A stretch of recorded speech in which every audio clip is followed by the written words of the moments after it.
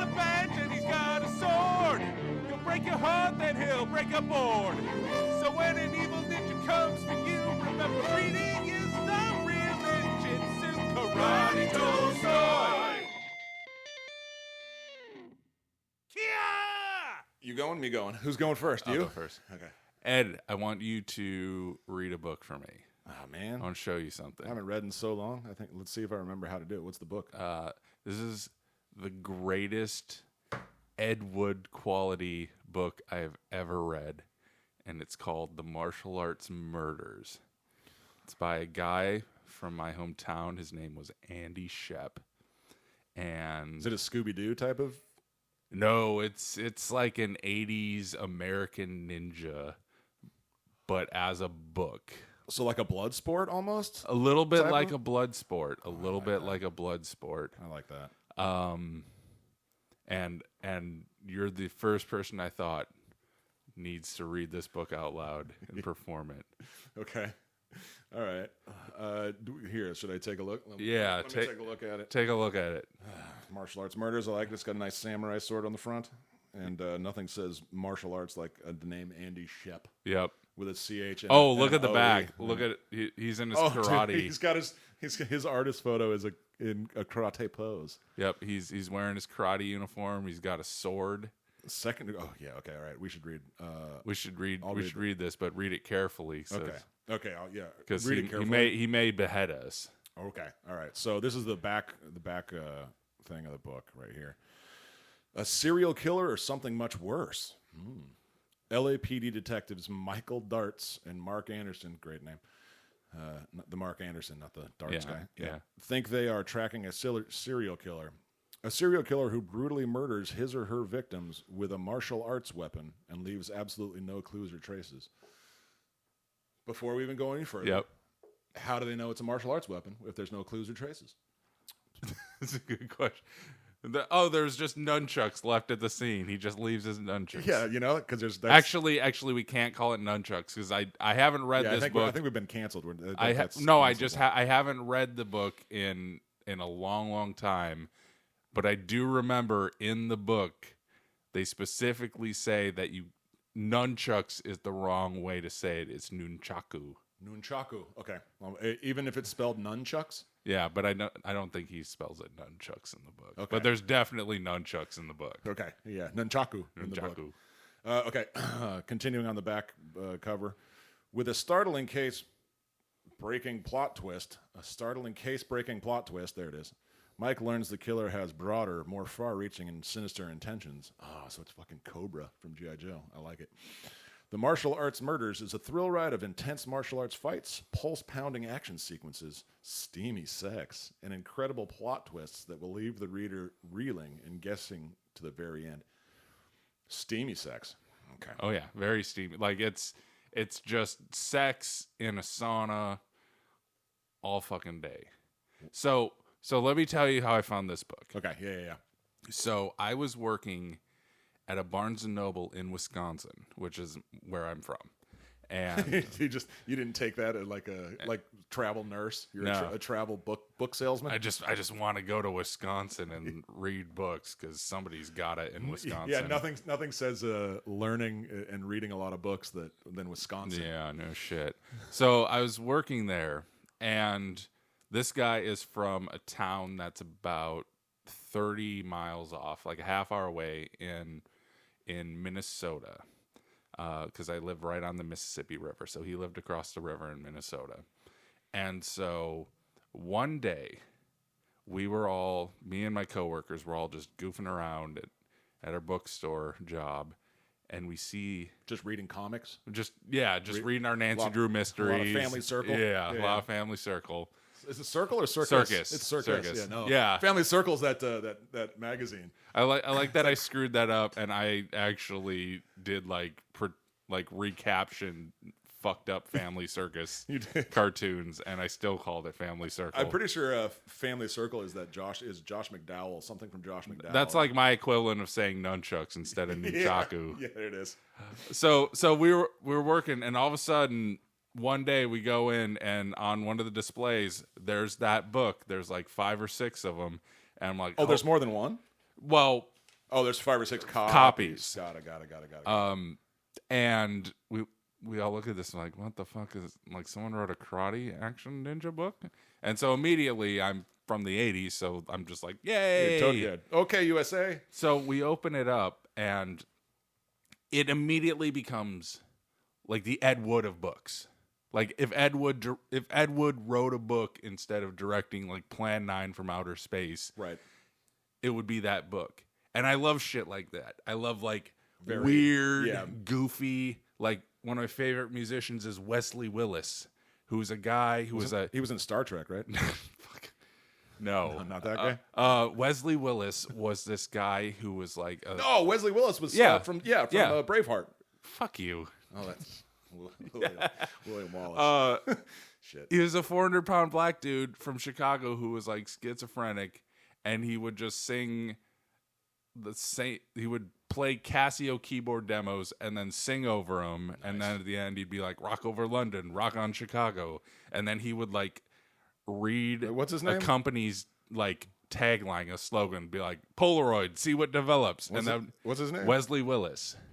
And he had a bunch of songs about sucking animals' dicks. Oh my! And he's like the most rock and roll fucking dude in the world. He was this guy who like should never have like left the slums of Chicago because he was like crazy and he was like so disadvantaged. And then like a bunch of people helped him like record songs, and all the songs sound very similar to each other because they're all just. Well, if they're all Casio keyboards. Various versions of the same demo. Right. And yet this dude got to like tour everywhere. He like he always was an artist, so he would like sell drawings. Like he did like ink pen drawings of like cityscapes and stuff. And so like it's one of those things where like if you're just sort of a square, you're going to be like, "Oh, this is dumb as hell. Like why are you listening to this guy sing about like sucking cheetahs' dicks?" And I'm like, why wouldn't I listen to shit about sucking cheetahs' dicks? Because, well, it would be a quick blowjob. Yeah. Jesus. A spotty one. I was trying the rim shot. Jeez. Yeah. That's all right. We'll let it go. I mean, we'll fix that in post. You can rim shot a polar bear's smelly asshole. Right, that's Wesley's world. Yeah, that was one of Wesley's songs. Well, and that was like his thing, because he had all these bestiality songs, and it was like, why do you do that? And his reason why he sang all these bestiality songs was because it quieted his schizophrenia demons down. So you can't really judge it. Yeah. I love bizarre shit like that, and the Martial Arts Murders is totally. It very much. It totally became like this fucking cult thing in our bookstore, where all of us like 20 and 30-year-olds would all just like congregate when we were all working together down like an aisle and just open up to a random page and read it to each other and just giggle. Oh, like it's one of those? Yeah. Okay. All right. So it's just like the most fucking, it's amazing because like people will read it and it's clearly a square dude's fantasy. Right. About how fucking awesome it would be to be a ninja and to get laid and to be like an 80s detective, fucking big-titted ladies. So like every boy's 12-year-old dream. Yes. Yeah. And it's in that book. And he's written like 8 or 9 or 10 books. He's written 3 martial arts murders books. And he's written 2 books in the Time Ninja series. Time Ninja. Those books are huge. That's like his magnum opus. He wrote like a horror book, and then he wrote like a horror anthology book. There's one called Death Cruise, and then there's one that it's just a couple. I think they're short stories. So add that up. That's 7 books, and I've been trying. Someone's like publishing these. Yeah. Well, no, that's the thing is he went through an independent publisher, Outskirts Press. Yeah. Okay. And yeah, so he just funded it himself, which is fucking awesome. Like this to me is like Wesley Willis just fucking published all. Wesley Willis has like 40 albums. Good Lord. And he just. Are there that many animals to have sex with? Probably. Does he double dip on some? One of my favorite things is there's a couple of documentaries where people followed Wesley Willis around, and they'd follow him to the zoo, and you just see him like getting ideas. Like he's just looking at all the animals, and then like he has a notepad. He's like, I was gonna say he's got his notepad sloth out. bear. He's like licking the pencil. He's like, oh man, we're gonna have some fun with this one. Yeah. Oh, the West Indies iguana. Yeah, I know that's what I'm doing with going that in. Does it have a booty hole? one. Yeah, right. One of my favorite Wesley things was he said, "Suck a male camel's dick." And I'm like, he recorded these in the 90s. It's like oddly progressive, kind of ahead of the curve as far as he's gender goes. yeah. Because okay. So you the can martial arts murder. So you can go into this book, and at first you read it and you're smug because it has got a lot of grammatical errors and big-titted action fucking right. And like there's sex scenes where there are capital letters, people are moaning and all caps and bold. It's just it's fucking lunacy. But then you like there's a certain type of person where once you get over your bullshit sense of superiority, you're like, this is fucking terrific. Like I can open this up and it makes me fucking happy to read this ridiculous ninja book. Dude, I've flipped open like the first couple of pages and I'm just looking at about the author, which some of it's on the back of the book, but there's a whole page dedicated. And it's Andy Shep holds a second-degree black belt in American karate based on Taekwondo. He has 14 years of martial arts experience and 8 years experience as an assistant martial arts instructor with American States Karate in Winona, Minnesota. Cool. He trained actually where Winona Ryder was born. That's why her name is Winona. Yeah, because he also graduated from Winona State University. Yeah. With a BA degree in shoplifting. That's what it turns out. So that's the only. Or Stranger Things. Yeah, he. Last I heard, I haven't talked to him in like this 12 guy? years. Yeah, like I hung out with him a couple of times because I used to write. This is your scrapes with fame. I used to write a week for a weekly college adjacent newspaper where I like interviewed a bunch of people. I interviewed like Hanson and fucking the guitarist from Limp Bizkit and a bunch of other people. Were the Hanson girls as hot in person? They're pretty fucking sexy. Yeah, I bet they were. But so like I was in a position to get a hold of this guy because I'm like, I fucking loved this book. And then he kept giving me more of his books, which I'm like, hell yeah. And eventually like we hung out a couple of times. I hung out at his house, and his house is fucking clean. Like he's one of these like you can see him on the back. He's got like a fucking high and tight flat top, like not a hair out of place. Like that's kind of how his house was. Like his house was immaculate. And there were swords all over the walls. Well, that's the way of the ninja. Yeah, like fucking ninja clean. Well, according to about the author, he is trained in several martial arts weapons, including the bow staff, tonfas. I don't know what those are. Those are like nightsticks. Okay, commas. Those are like little sides. Those are like early evening sticks. Like, yeah. Eskrima sticks. What are those? I don't know. That's to get rid of the red bumps on your skin. Yeah, like you hit them and the rashes sticks. go away. Nunchakus, we covered that. Good. Size, 3-section staff, and a samurai sword. So he's basically like all the Ninja Turtles in one. And maybe coincidentally, maybe not, he is currently single. Is that what it says? Does it say it? The last line of about the author, currently single and lives in Winona, Minnesota. Single but looking. Yeah, single but ready. Oh man, there's dedications. Yeah. What? Yeah. Oh, should I read it? Yeah, go for it. All right. Wow. Just the first line. I'm like, I already know that I'm in for a treat in this book. This book is dedicated to the Los Angeles Police Department. Yeah. Okay. Whose never-ending desire to protect and to serve the residents of Los Angeles, California should be a beacon and an example to fine and brave police officers everywhere. This book was written in 2007. Yeah. It didn't age well, but it wasn't like it aged well like when it came out. Oh, he also dedicated it to the NYPD and NYFD, of course, about 9/11. So, of course. Yeah, which, I mean, good for him. That's good. You know, had there been more ninjas, perhaps, around at the World Trade Center, perhaps it would have been a different outcome. It would have been Ninja 11. It's not even good. No, that's not even good. That's not. Where's where's the sad trombone sound? Hold on. We're open mic comedians.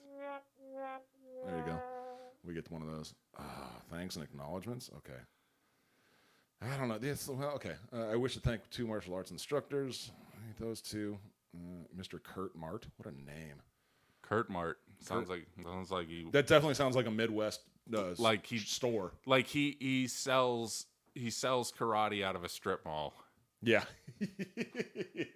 It's like we're gonna do karate and then we're gonna go get some subpar pizza from. What sucks is when people go, they're going and looking for the Kurt Mart place. Yeah. They get mixed up and go to the Mert Cart place, where they're I don't know what there's just carts full of Merts. Yeah, full of Mert, whatever that is. I don't know.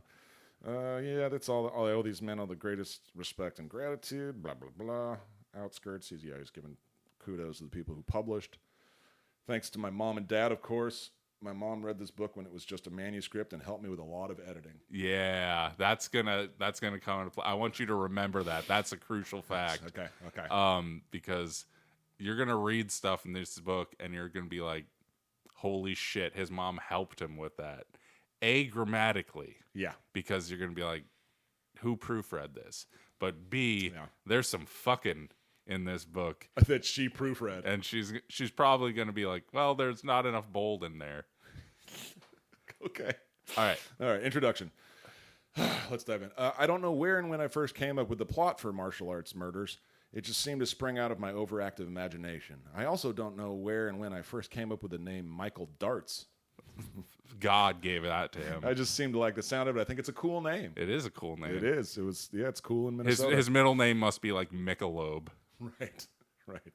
Michael Lawn. Michelob Darts. I thought it was Lawn. Nah, I'm sticking with Michelob. Michelob, I like it. The plot of this book is very far-fetched in some respects. Well, that's good that he's putting that out there. But quite possible in other respects. Okay. Probably the ninja part. Without giving too much away, the rise in identity theft is the aspect of the plot that is very possible. Okay. That's even just the way that sentence was written. In modern times, as technology advances, so do the means and methods of stealing a person's identity. Yep. I'm pretty sure nunchakus has been like the go-to for millennia now. This book is the first in a planned trilogy of police dramas following Detective Michael Darts and Detective Mark Anderson. It's like he came up, his brain was like, hey, I've got a really, really awesome name. And he's like, but he needs a partner. And his brain was just like, oh, we got nothing. We got nothing creative left. Oh, Mark 8-Ball. Mark Anderson. Yeah. There you go. Some other Billy Billiards. Gene PullTabs. Yeah. I don't know what else is in a fucking bar. Steve Pinball. Yeah. Oh, that's great. Yeah. It's the first in a planned trilogy. Oh my god. The second and third books, which I have already begun, which we may end up getting to at some point, are called Life and Money Heist and Moral Executioners. Oh, I like that one. Oh, yeah. Yeah, that sounds like a PS2 game. The Martial Arts Murders is a police drama full of action, adventure, wild martial art fights, sex, edge-of-your-seat thrills, and plot twists that I hope will keep the reader guessing until the very end. This book is intended for mature readers only. Very mature. Very mature. All right, so I'm going to show you something. Yeah. Okay, hold on, let me bookmark there. So what we're gonna do, because I'm gonna give you. We're a at taste. the start of the book now. So when we were doing stand up, there were some times where I would bring this book on stage and just read it to the crowd, and it always ended. And I would try to do like open to a random page, and sometimes it worked, and sometimes it didn't. Right. But it always ends with the last like 2 or 3 pages where I read it.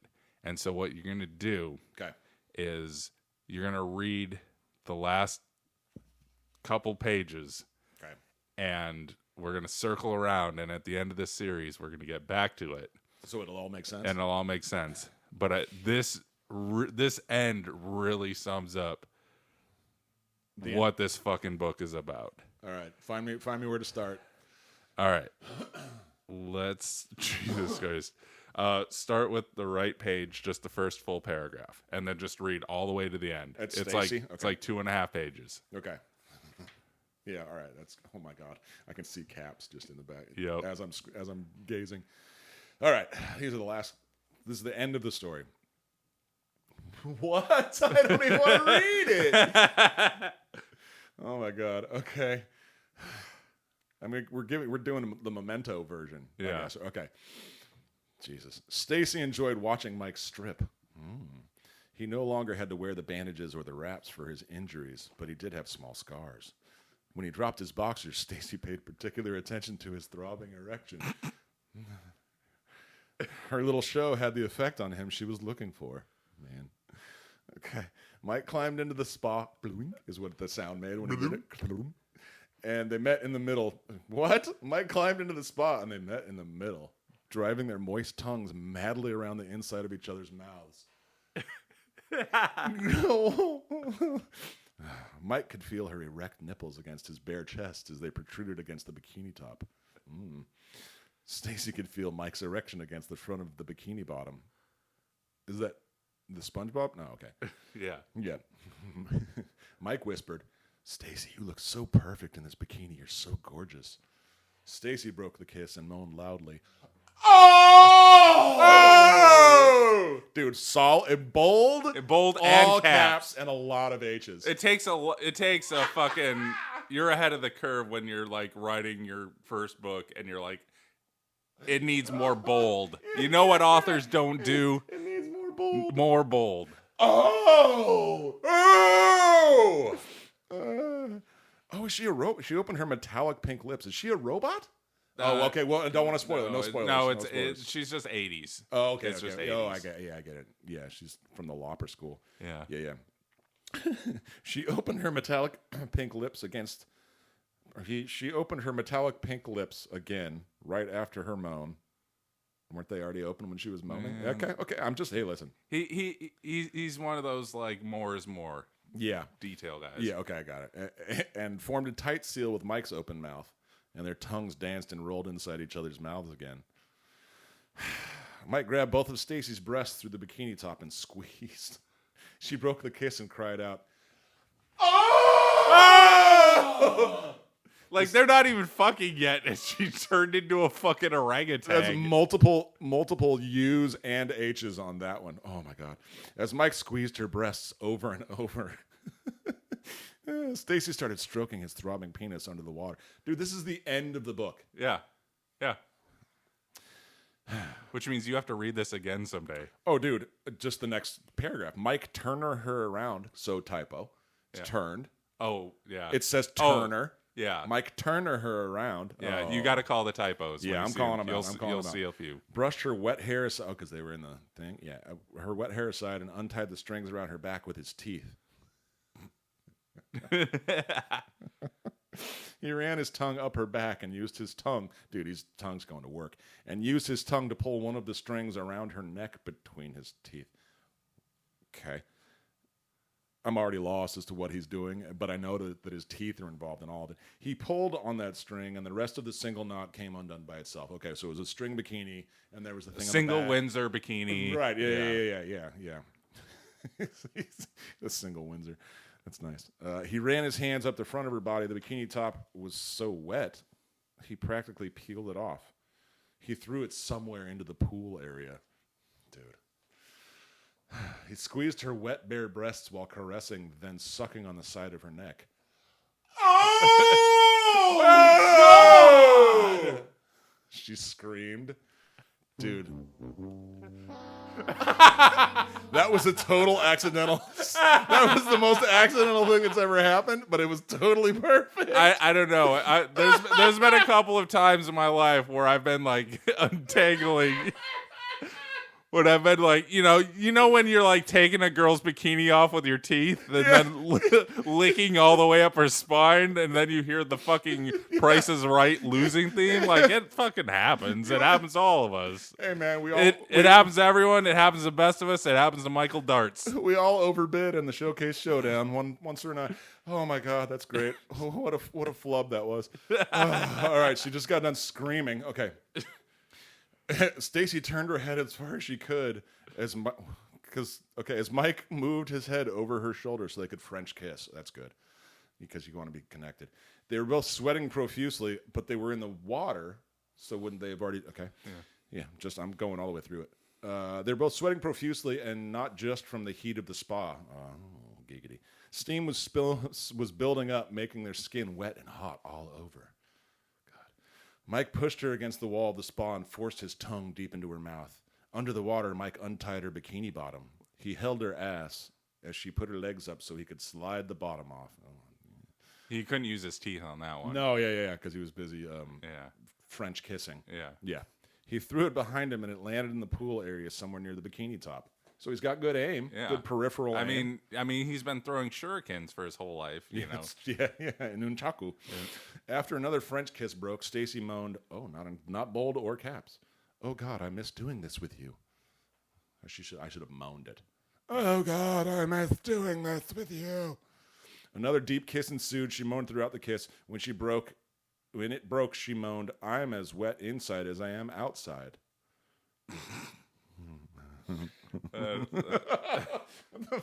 This book, dude? That's something I've never had happen. Yeah, and even better, Mike laughed and just pressed his open mouth against her open pink metallic lipstick-coated lips again. Bro. Pink metallic lipstick-covered lips. You know, that's definitely an 80s song. Yeah, for sure. Isn't that the same guys that did 99 Luftballons? They did that one. Pink metallic lipstick-coated lips. His hands moved from her petite ass to her wet breasts, then back again. He's fidgety. Her hands moved up and down his built chest to his firm ass to his throbbing erection. Yep, still throbbing. They left the spa and laid down on the towels she laid out next to it. That makes sense. Like, he's kind of a neat dude. Like, he's very organized. He seems like his sex scenes would be, you know, very cleanly. So tidy. They left the spa and laid down. So if I go to a spa, it's like, you know, I go into an establishment. Yeah. Right? But when I leave the spa, I'm outside of the establishment. Yeah.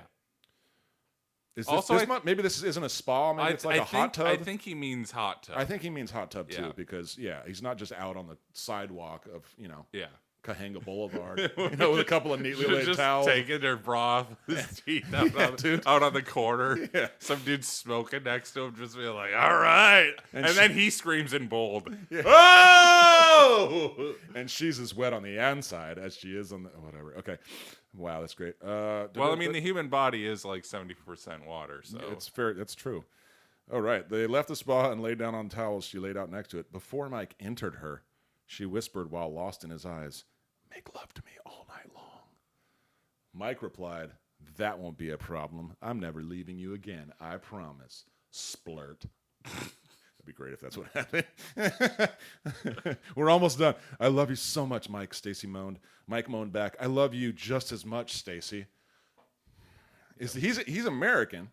Yeah. This author's American. Yeah, he's Minnesotan, so kind of. Yeah, he's not like those characters on Family Guy that are the Europeans that are like, "Oh, and then we tried so hard." And I am as wet on the inside as I am on the outside. Yeah, on the outside, I am wet as I am inside of my parts. That's great, dude. I am flooded like a Dutch plane. With that, he slid his throbbing penis all the way inside her. They made love by the side of the spa. They only made it as far as the stairs in the foyer on the way to the bedroom before Mike bent her over the railing and entered her again. When they finally got to the bedroom, they made love all night long. And that's the end of it. That's how that book ends. Dude, so is she... I'm excited to figure out... to unravel the mystery of how that dude got laid. Yeah, dude. It's the true mystery. The writing is, you know... You have to read the whole book of that. I'm going to be reading the whole book on this podcast. Well, and here's the rules. Like, I haven't read that book the whole book in well over a decade. So I kind of am not familiar or up to speed with like where it's going. Ed can't read it beforehand. No, so we're both kind of like getting it for me the first time all over again, and Ed for the first time. So a lot of we're going to be confused for a lot of this. Brett's definitely going to be laying down some towels next to the spa for me. Yeah, that's what I'm saying. Yeah, this podcast is as wet on the inside as it is on the outside. Oh! So here's the challenge to anybody who listens to this, because this is the challenge. This is like my great shame is like, I know I could write a better book and I haven't. And this dude has written like 7 or 8 books. And so he wins. He's the fucking champ. Yeah, this book is going to be fucking amazing. It's going to heal all of our emptiness and fucking bring joy to all of our lives. Dude, this is what the world needs right now. Yeah. Is what I'm thinking. So if you in the audience can fucking write a better book, Bro. fucking do it. Yeah. I'm going to call it The Marital Arts Murders. That's going to be my book. And then they finally got up to the bedroom and he fucking like DP'd her with 2 nunchakus. Yep. Or the eczema sticks. Whatever those are. What the fuck is an eczema stick? That's what I want to know. Just a fucking bamboo cane. He whacks her in the fucking junk until she fucking gets a fucking clear skin. Yeah. Clear skin and a good outlook on. All right. Well, this is I guess the next episode is we start. So episode 0 in the books. Episode 0. I'll rename it because it's episode 1 on here, but I'll definitely rename it. Fucking karate. All right, we'll see you next time with more Karate Tolstoy. Karate Tolstoy. Karate Tolstoy.